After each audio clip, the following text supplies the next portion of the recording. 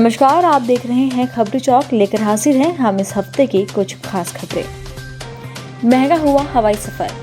देश के हवाई किराए में 5% का इजाफा कर दिया गया है। विमानन मंत्री हरदीप सिंह पुरी ने ट्वीट कर जानकारी दी कि हवाई किराए के ओवर बैंड में 5% का इजाफा किया गया है। इसके पीछे सरकार ने हवाई ईंधन के बढ़ते दाम को वजह बताया।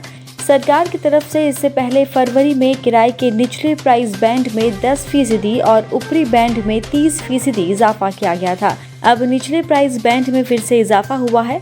फिलहाल ये बढ़त अप्रैल अंत तक लागू रह सकती है। आईजी प्रयागराज रेंज का एक्शन।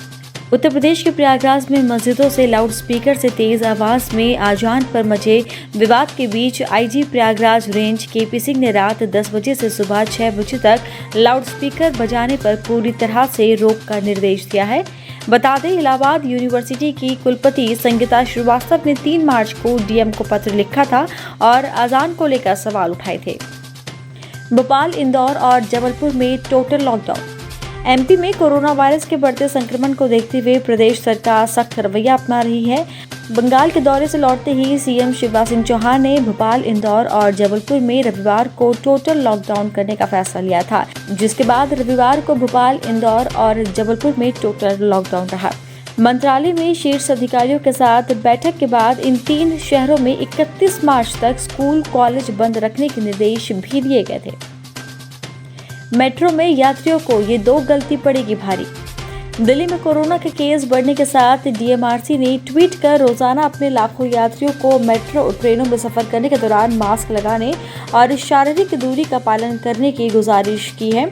पिछले एक पखवाड़े के दौरान दिल्ली, एनसीआर समेत देश के कई राज्यों में कोरोना वायरस संक्रमण के मामलों में लगातार इजाफा हो रहा है।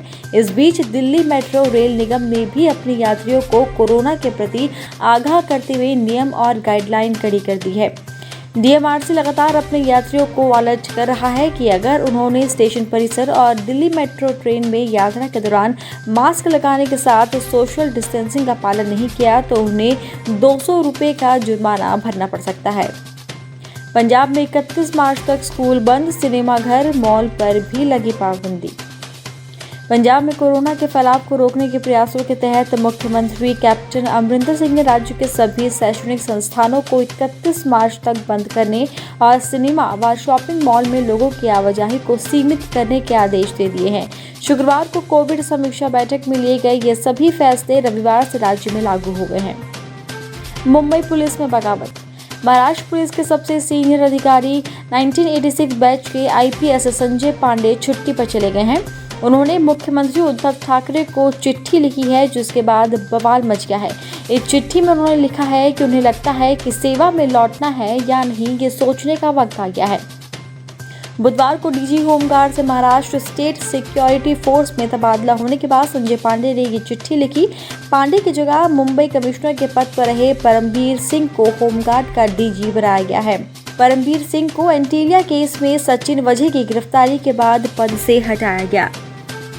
वहीं इस चिट्ठी में महाराष्ट्र के गृह मंत्री अनिल देशमुख पर 100 करोड़ की वसूली करवाने का आरोप भी लगाया है, जिसके बाद राजनीतिक गलियारों में खलबली मच गई है।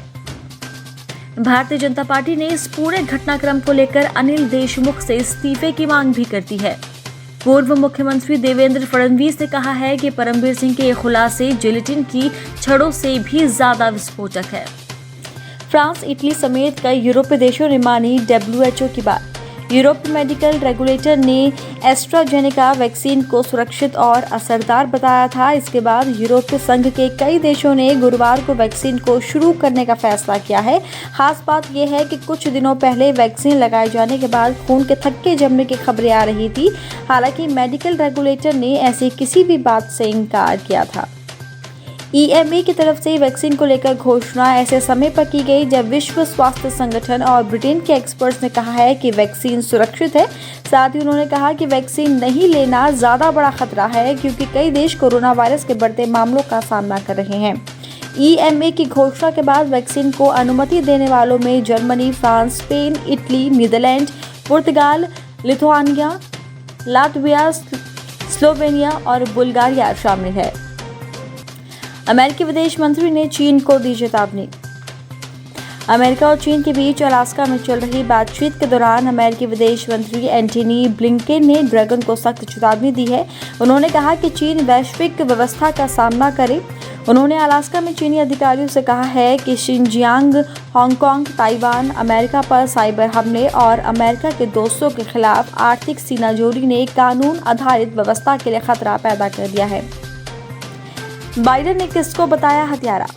अमेरिकी राष्ट्रपति जो बाइडेन द्वारा रूस के राष्ट्रपति व्लादिमीर पुतिन को हत्यारा बताए जाने वाले बयान के बाद अब पुतिन ने भी उन्हें जवाब दिया है, लेकिन बेहद ही शालीनता के साथ। उन्होंने कहा कि वो बाइडेन के बेहतर स्वास्थ्य की कामना करते हैं।